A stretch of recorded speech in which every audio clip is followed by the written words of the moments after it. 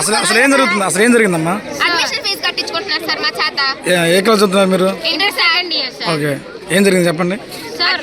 Admission fee లేకపోయినా admission fee కట్టించుకుంటున్నారు sir. 250 కట్టాలి అయితే 2500 కట్టించుకుంటున్నారు సార్. 2 years నుంచి కడుతున్నాను సార్. మా ముందు 3 years నుంచి ఎగ్జామ్ ఫీజు రిటర్న్ పడుతుంటే మాది ఒక్కటి కూడా ఇన్స్పెక్షన్ జరిగినాక టీచర్స్ అందరూ వెళ్ళాక స్కూల్ పిల్లలందరూ వెళ్ళాక స్టాఫ్ రూమ్ లోకి పిలిచి 550 రూపాయలు ఇచ్చారు సార్.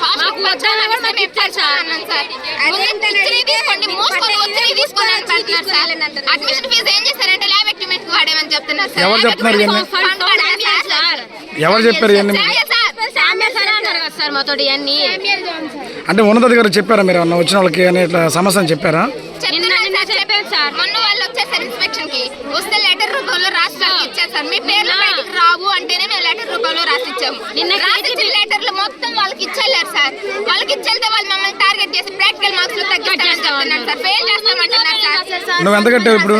2500 కట్టాను సార్. 2700 లేట్ వచ్చినందుకు 2700 కూడా తగ్గిస్తున్నారు సార్ అడ్మిషన్ ఫీజు. నిన్న ఈవినింగ్ మొత్తం ఎంతమంది ఉన్నారమ్మా? మొత్తం ఎంతమంది ఉన్నారు? అందరు ఇంతే కట్టారా? ప్రతి ఒక్కరు కట్టారు సార్.